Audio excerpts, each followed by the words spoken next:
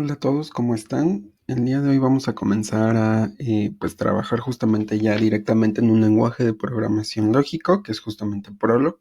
Como les comentaba, pues Prolog es un lenguaje de programación lógico y me atreví a decir en alguno de los videos anteriores que pues era el único lenguaje lógico, justamente porque pues sí existen otras variantes y demás, pero todo recae en lo mismo, ¿no? O sea, hasta los nombres se parecen, ¿no? Por ejemplo, Datalog, que se supone que es una extensión o una modificación a Prolog, pero pues terminó siendo exactamente lo mismo, la sintaxis es prácticamente idéntica, ¿no? Entonces, vamos a considerar a Prolog como el lenguaje lógico.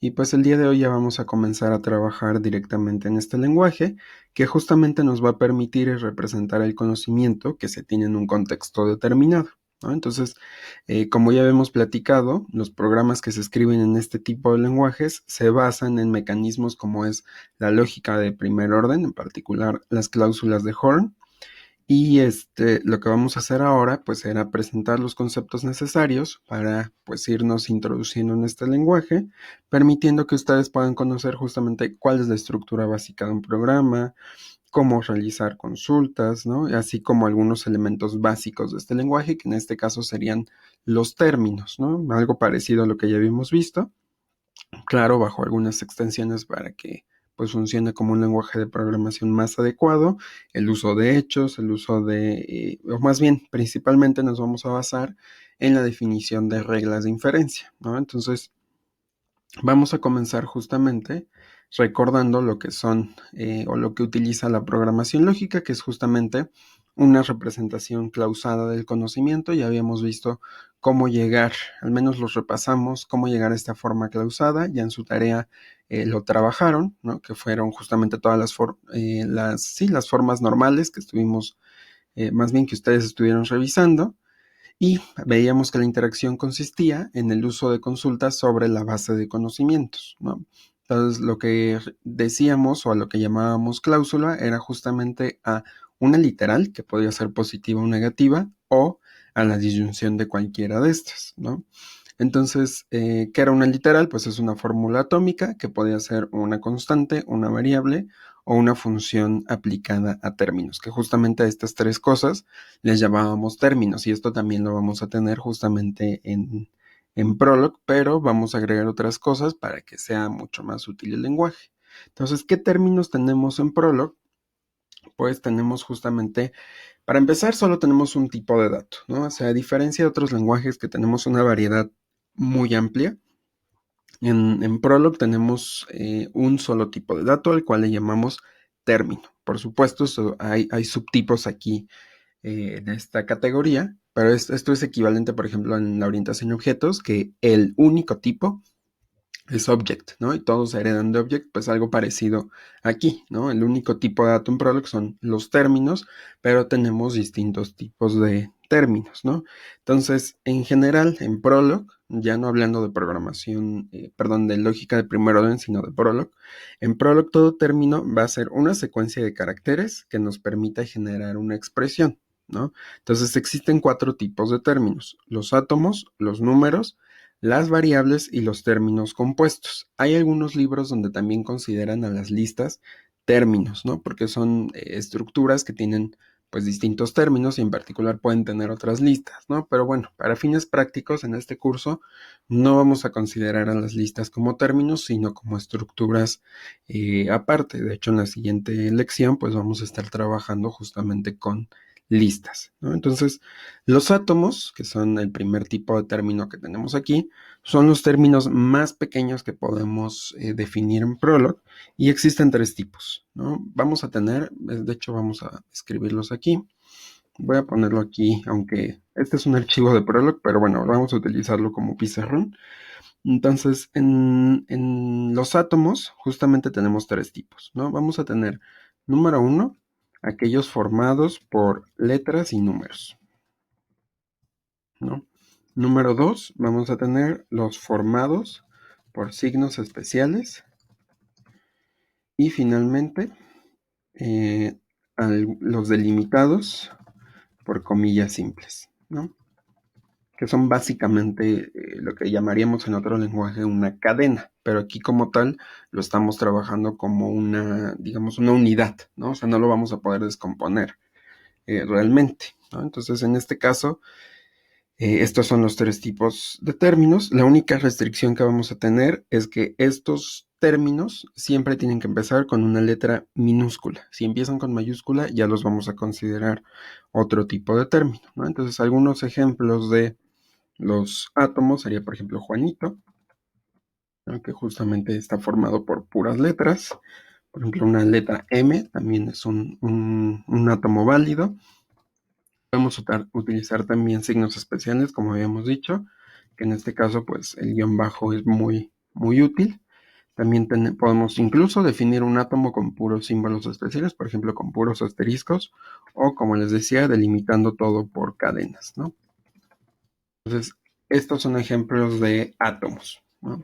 Otro tipo de dato que teníamos son los números, justamente porque pues en todo lenguaje hay números, ¿no? Entonces, por eso les decía que no son los mismos términos que en la lógica de primer orden, sino que se dio una extensión para manipular mejor el lenguaje, ¿no? Entonces, en este caso vamos a tener números y el tipo de números que va a tener el Prolog va a depender justamente del intérprete que estamos usando. El que vamos a utilizar nosotros es justamente SweProlog y este intérprete tiene justamente números enteros y flotantes, ¿no? Entonces, ¿qué tipos de números podríamos tener? Voy a borrar esto.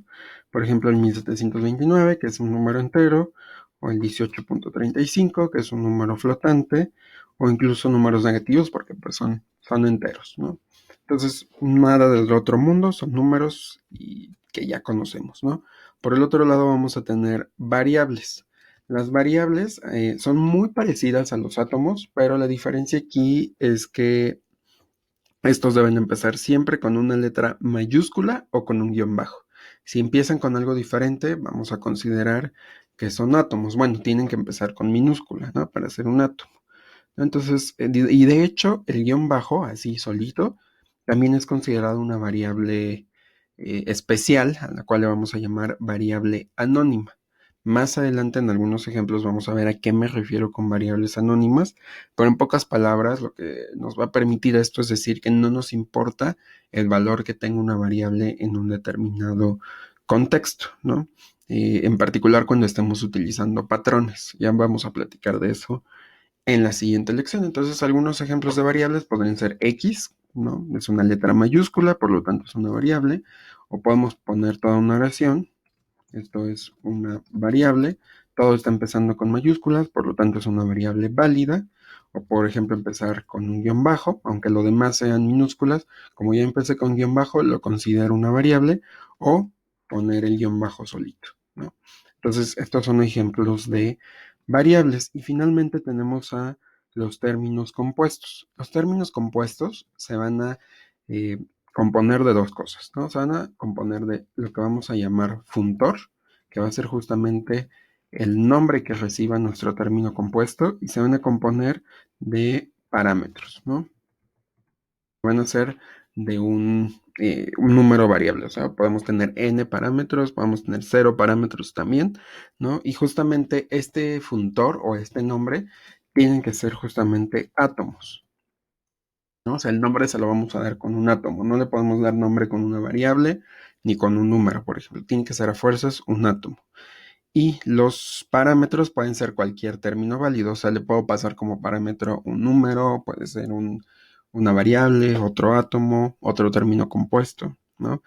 Y incluso, ¿no? O más bien, estos parámetros los vamos a separar por comas y los vamos a delimitar por paréntesis. O sea, básicamente es la sintaxis de una función de la lógica de primer orden, ¿no? E incluso de cualquier otro lenguaje de programación, ¿no? Entonces, ejemplos de funtores podría ser funtor A, B. Vemos que el nombre, aquí no lo escribí completo, funtor. Vemos que el funtor o el nombre del término compuesto es funtor. El nombre se lo estamos dando con un átomo y como parámetro está recibiendo otros dos átomos, ¿no? Por ejemplo, también como son átomos, pues puedo ponerlo entre comillas, ¿no? Y aquí le podemos poner un término cualquiera que también es un átomo, o podemos poner G, que reciba otro término compuesto, ¿no? O H. Entonces aquí estoy recibiendo dos términos compuestos, ¿sale?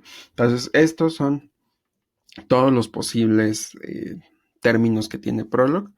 Vamos a irlos utilizando ya ahorita en algunos programas más concretos, pero pues esto es lo que nos va a permitir representar básicamente cualquier cosa en Prolog. Ahora algo importante aquí que me faltó decirles de los términos compuestos es que el funtor siempre tiene que ir seguido del paréntesis, de esta forma.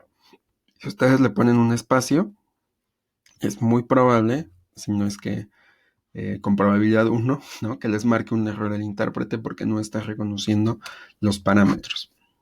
Es un error muy común cuando estamos aprendiendo a programar en Prolog, ¿no? Entonces, bueno, esos son los 4 tipos de términos y ahora lo que vamos a hacer es definir algunos ejemplos, ¿no? Entonces, lo que vamos a hacer es definir una base de conocimientos para mostrar la relación que hay entre las estaturas de un grupo de personas. Entonces, a partir de esta relación, pues podemos hacer algunas consultas interesantes. Los archivos de Prolog justamente se guardan en archivos que tienen la extensión .pl, ¿no? Es muy raro que utilicen Prolog directamente en el intérprete porque Prolog no evalúa expresiones nada más así de poner 1 más 2, ¿no? Ya vimos cómo es el mecanismo de ejecución de Prolog. Entonces, por lo general se necesita una base de conocimientos antes de poder evaluar cualquier cosa. Entonces, esto lo vamos a hacer justamente en estos archivos, que básicamente son scripts, que lo que nos van a permitir es cargar las definiciones que queremos y ya después en el intérprete las podemos utilizar, ¿no? Entonces, programar en Prolog es básicamente eso. Vamos a definir un conjunto de hechos, que ya habíamos visto que los podemos llamar también axiomas o base de conocimientos, y vamos a realizar consultas sobre estos, ¿no? Entonces, de igual manera, para definir a las reglas, ¿no? Que permitan realizar algunas consultas un poquito más complejas a partir de la base de conocimientos, pues vamos a escribir todo en este tipo de scripts, ¿no? Y posteriormente los vamos a cargar en el intérprete. El intérprete que estamos utilizando en el curso, ¿no? Es SwiProlog, ¿no? Ya les supongo, porque estoy grabando este video antes, que ya les mandé un tutorial de instalación. Y si no, pues se encuentra muy fácil en internet, no tiene mayor complicación en cualquier sistema operativo. Por ejemplo, yo ahorita estoy utilizando Windows, justamente porque estoy dando un curso en otro lado y necesito utilizar Windows, ¿no? Entonces, si ustedes están utilizando Linux, pues no hay ningún problema, ¿no? Entonces, vamos a comenzar justamente revisando cómo plasmar los hechos aquí en Prolog, ¿no? Y sintácticamente, un hecho no va a ser otra cosa más que un predicado seguido de un punto, ¿no? Entonces, para representar predicados, evidentemente lo que vamos a utilizar van a ser términos compuestos. La diferencia entre los predicados de la lógica de primer orden formalmente hablando y Prolog, pues es que aquí los vamos a representar con minúsculas, ¿no? Por convención en la lógica de primer orden siempre utilizamos letras mayúsculas, pero pues aquí vamos a utilizar las minúsculas. Y algo que es importante que siempre tengan en mente es que los hechos no son otra cosa más que la representación de un conjunto de axiomas que pues por obvias razones los estamos considerando verdaderos, ¿no? Entonces no tenemos que probar nada para saber que esos hechos son verdaderos. Entonces, en este código lo que vamos a escribir va a ser justamente un conjunto de hechos que van a definir distintas relaciones y justamente nos van a indicar si una persona es más alta que otra, ¿no? Entonces, mi script en este caso se llama ejemplos.pl y una vez que esté cargado mi conjunto de hechos, más bien escrito, lo voy a cargar en el intérprete, ¿no? Entonces aquí voy a utilizar una base de conocimientos que con nombres de personas conocidas porque soy muy poco creativo, ¿no? También me utilicé a mí mismo. Entonces vamos a decir que, por ejemplo, Manuel es más alto que Adriana, ¿no? Eh, por otro lado, vamos a decir que Ricardo es más alto que Manuel. Vamos a decir también que Javier es más alto que Ricardo. Vamos a decir que Alejandro es más alto que Adriana.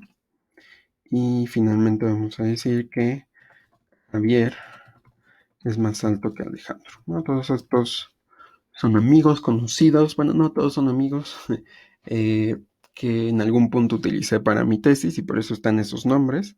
Pero pues bueno, la idea es justamente plasmar verdades en este caso, ¿no? De hecho, sí son verdades, todas estas relaciones sí son ciertas, ¿no? Entonces, básicamente lo que tenemos aquí es una base de conocimientos. Estoy diciendo que la persona que estoy colocando del lado izquierdo de los parámetros es más alta que la persona que está en el lado derecho. Estamos poniendo el funtor y los parámetros como términos, en particular todos son átomos en este sentido, más bien en este caso. Y ahora lo que vamos a hacer pues es idealmente cargarlo. Pero si una persona llega y solo ve nuestro código así, a lo mejor y no va a entender qué está pasando. Entonces, como en todo lenguaje de programación, para mejorar la legibilidad, lo que vamos a hacer es incluir comentarios que describan el propósito del código u otros detalles de documentación, ¿no? Que aquí casi nadie hace documentación en los lenguajes declarativos, pero pues si vamos a estar compartiendo nuestro código es importante que se entienda lo que estamos haciendo, ¿no? Entonces en Prolog existen dos tipos de comentarios, los de una línea y los de varias líneas, como siempre, ¿no?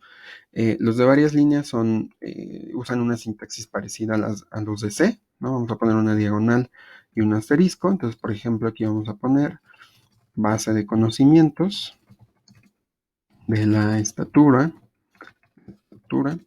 de un conjunto de personas, ¿no? Y es de varias líneas.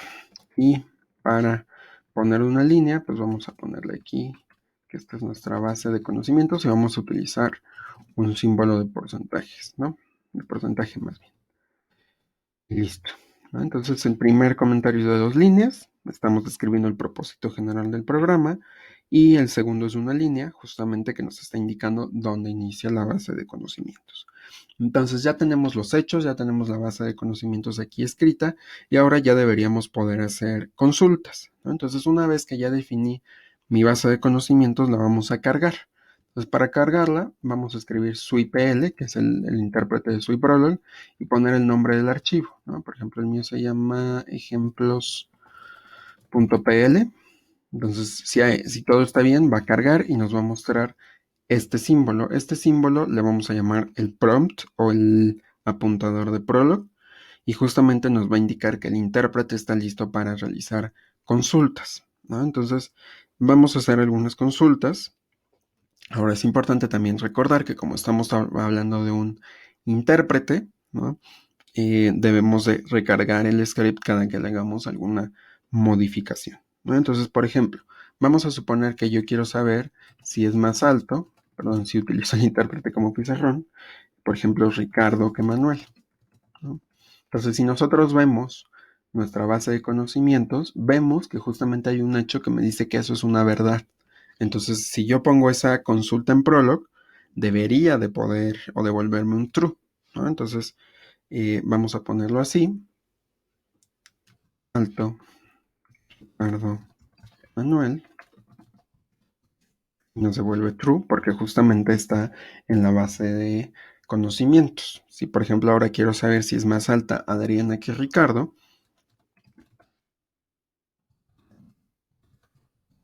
me debería de decir falso, ¿no? Porque si se dan cuenta, Adriana no aparece en el lado izquierdo de ningún hecho. Por lo tanto, esto debería de ser falso, ¿no? Finalmente, si preguntamos si es más alto Javier que Manuel, tampoco hay un hecho que nos indique esta relación, entonces esto nos devuelve falso, ¿no? Entonces estamos viendo justamente en estos ejemplos que cuando hacemos consultas, esta siempre va a regresar dos posibles valores, ya sea true o false, ¿no? Entonces va a devolver el valor de verdadero cuando exista un hecho en la base de conocimientos que justamente cumpla con la consulta que estamos haciendo. Y falso en otro caso, es decir, que no esté en la base de conocimientos. Ahora, aparte de estas consultas, existen otro tipo de consultas un poquito más generales, cuyo propósito va a ser obtener información particular de la base de datos. Y no solo nos van a devolver true o false, sino que nos van a permitir inferir ciertas cosas, ¿no? Entonces, por ejemplo, yo quiero saber ahora, o sea, tengo esta base de conocimientos y quiero ver qué personas son más altas que Adriana, ¿no? Entonces, Una opción podría ser intentar con todos los nombres, ¿no? Puedo poner Manuel y Adriana, Ricardo y Adriana, Javier, Alejandro, ¿no? Pero pues ahorita es una base de conocimientos chiquita. Si fueran más datos, esto sería súper tedioso. Entonces lo que vamos a hacer es utilizar variables. Entonces vamos a poner algo de esta forma. Y lo que va a pasar en esta consulta es que el modo de hacer la resolución, que recordemos que utiliza unificación, va a tratar de construir una prueba donde el argumento derecho sea Adriana.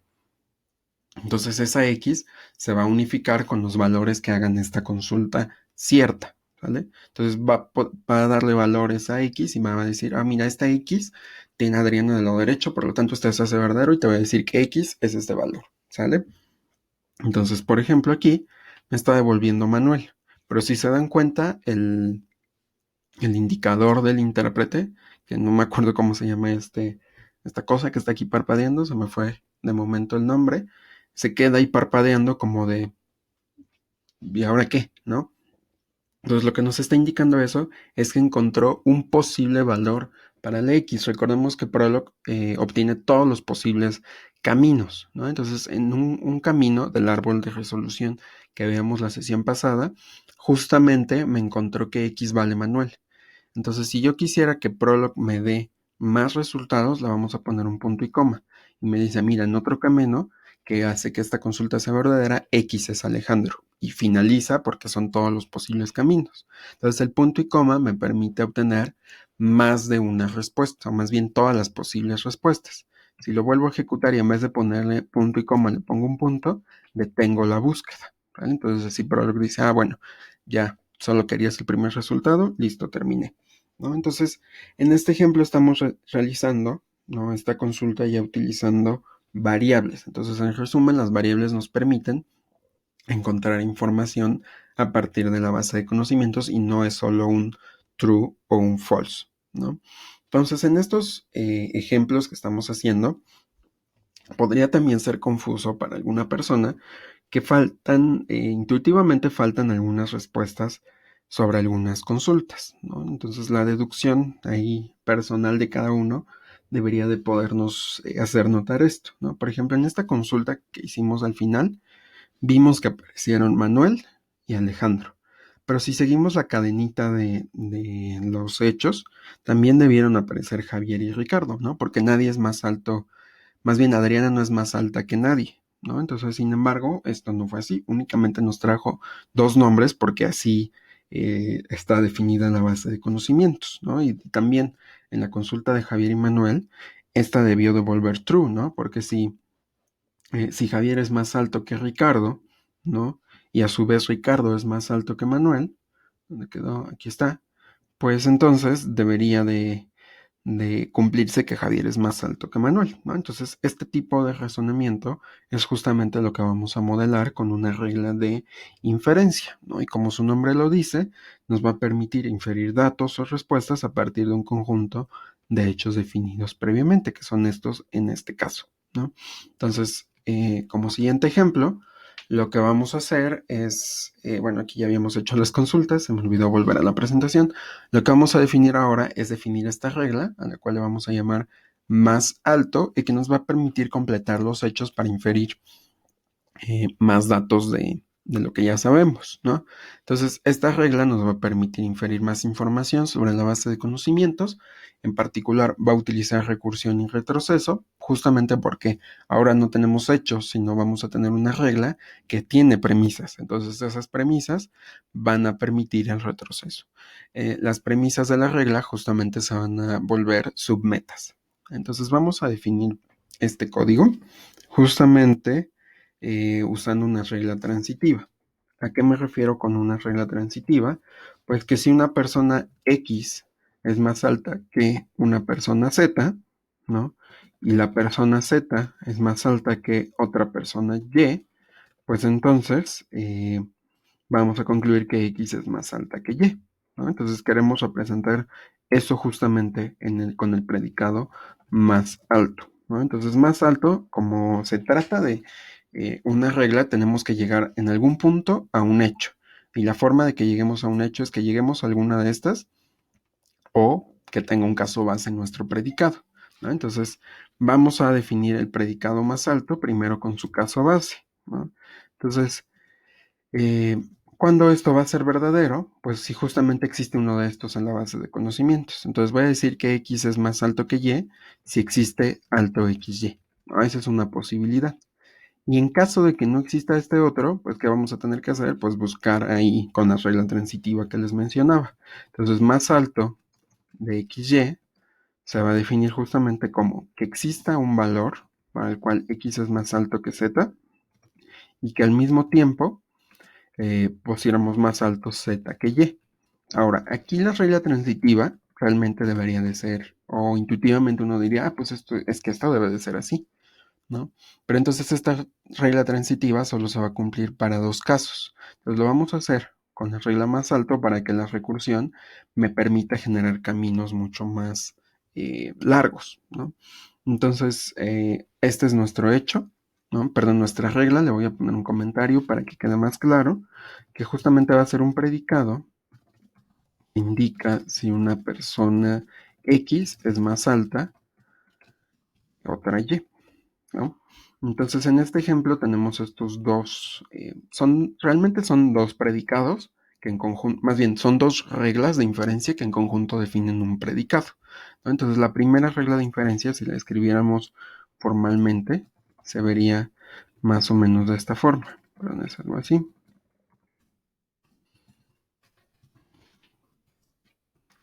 Ponerle los argumentos. Se vería algo así. Y la segunda regla se vería de esta manera.